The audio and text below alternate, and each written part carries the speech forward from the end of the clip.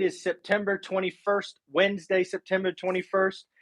And today is going to be a very interesting day. Not only later in the day do we get the Fed decision, the dot plot, and the kind of Q&A, but we also got the existing home sales. We are going to start right there at the bottom. Just to refresh your memory, what I was calling for going into this session was 4.85 million transactions. That would be up from last month. I was calling for a median home price of 405 grand. And then I was hoping for wishful thinking that we would see days on market jump from 14 to 21. Well, folks, I was wrong. I got one kind of close, but the most important one, the most heat that I get, I was wrong. Lots of you are right, so let's get into it. First, I just recorded a Zoom call going through the entire National Association of Realtors report. I will upload that and hopefully have that available for you at 8 a.m., so in about 30 minutes. We went through the entire summary, again, where I was wrong, where I was kind of right, but hey, it doesn't matter. I was wrong probably on the most important variable. So let's go through them.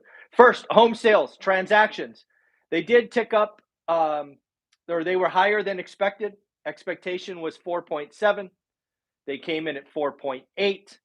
I called for 4.85. We'll call that a tie or a push. It doesn't matter. Basically, that is the last semi-decent month. Housing transactions get worse and worse and worse the next 6 months. That was it. August was their one last chance to show some power. Rates are up. Rates are going higher. Affordability is going down. It is not going to be joyful the next 6 months. I suspect sometime in the next 3 or 4 months, it would not shock me if we were below 4 million transactions. That's another drop of 20%. Now for price. This one again shocked me. We did 403,800 in last month. I thought we would see a very slight tick up to 405. The median home price came in at a hugely disappointing, shockingly low number of 389,000. Yes, folks, median home price dropped 15, 16 grand in a month. That is not normal. That is not even close to normal. That is a wake you up, slap you in the face, go, oh my goodness, what is happening? Now, let's look at this in historical context. Historical context, home values always fall, well, not always, mostly fall, the historical average from June to August. A median home price decline is to be expected. Go back and look at every year, maybe except 2020 and 2021, because those are bananas years. But home prices, the median home price falls from June to August by about 2%. That is the historical average. So calling a decline from June to August is not hard. But this year, we got a whopping 6% decline in median home price. 6. That is 300% worse than expected. This is a problem. Housing is going to be in a depression. This is going to affect housing depression is going to pull our economy into a recession. On the year-on-year call, I'm not changing my opinion. You've been on this channel long enough to know I'm just going to go down. Why change now? We will not see a negative number year-on-year in 2022. We have what? September, October, November. So we got 4 or 5 months left to report. The year-on-year number is still positive at 7.7%.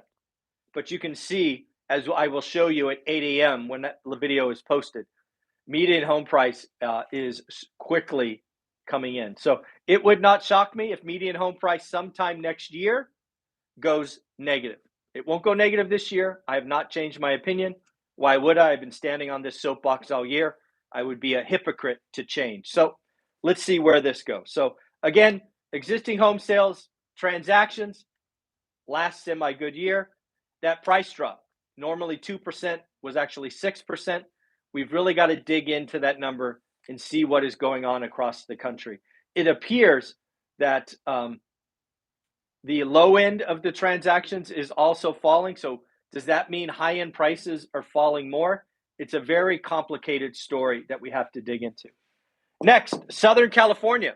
I read an article from the LA Times yesterday. They came out one day before the National Association of Realtors. Let me get my pen. Southern California transactions are down 28%, 28.3% down. Their fourth consecutive month where their median home price did not budge. So it moved zero. It is still $740K. So in Southern California, you are not quite seeing the price drops. It's been flat or the plateau for the last 4 months. But no question, transactions are down 28%. Remember, folks, phase one of the housing crash, in my opinion, 30% in transactions. Let's call 28.3 close enough. I believe we have started phase two as of September 15th. Phase two runs from September 15th to March 15th at least. I may extend that, but we've got to get through the winter. And that's where we can see drops of 50%. That housing transaction number that we got for August at 4.8 is the last good number for the next 6 months. It is going to get ugly. Builder supply. There's a lot of talk about builder supply having a nearly 11 months of supply.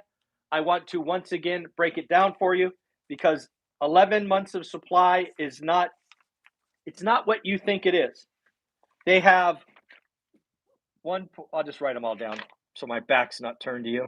One, where is it? There it is, 7.33 and 2.51. So what do they have? They have 1.06 months of supply of finished goods, right? Think ready to move in.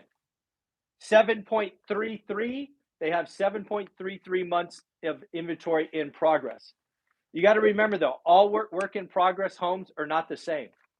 If they have laid the foundation and they put it on ice, that is included in this 7 months. We are seeing builders lay pads and stop. And then finally, they have 2.51 months of permitted supply not yet started. That obviously, those may never see the light of day. So again, when you hear people talk about 11-month supply of new homes, I want you to appreciate that that's technically accurate, but very, very misleading. California tax collection. Mr. King Newsom, I warned you last year that your forecast for tax receipts was grossly overinflated.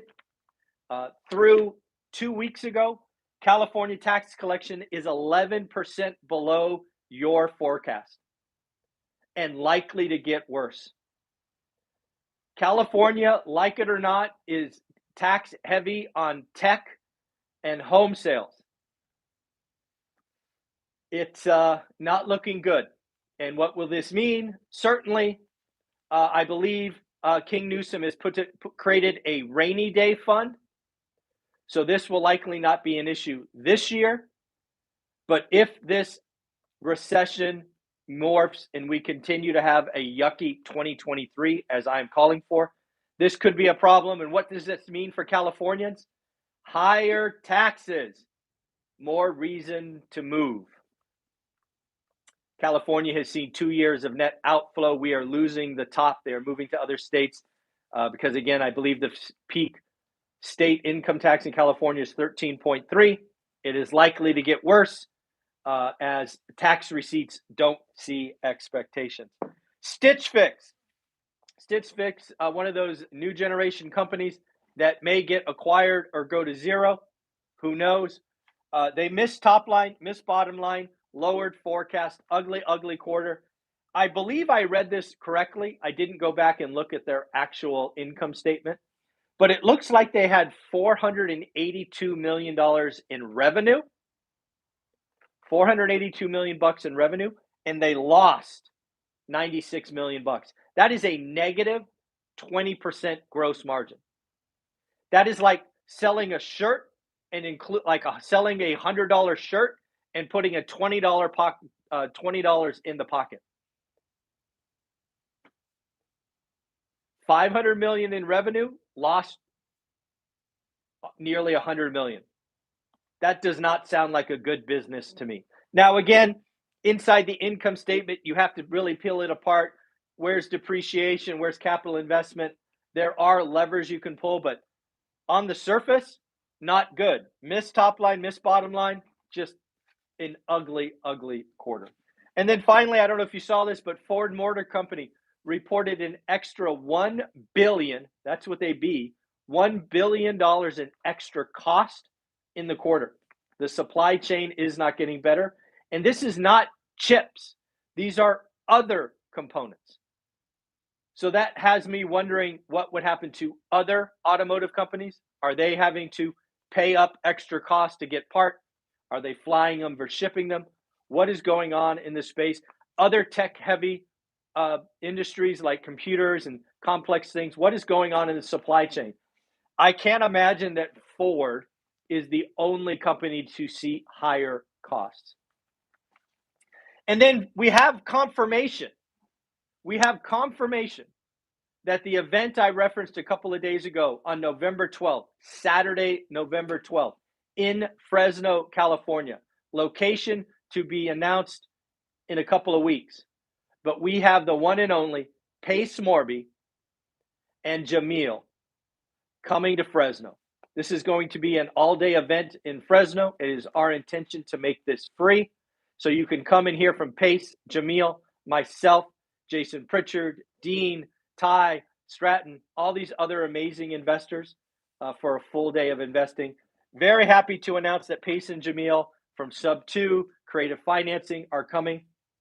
You have heard me undoubtedly on lots of videos talk about the next 2 years being the 2 years of creative financing. Pace Morby is the best of the best at this. I can learn undoubtedly millions of things from Pace.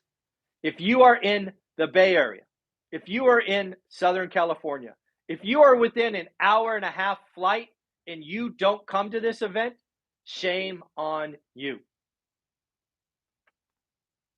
It's going to be a party. We're going to change some lives.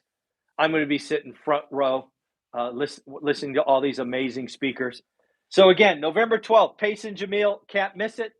Again, remember, Saturday Deep Dive, we are doing it at 9:15. 9:15, it is on out-of-state investing.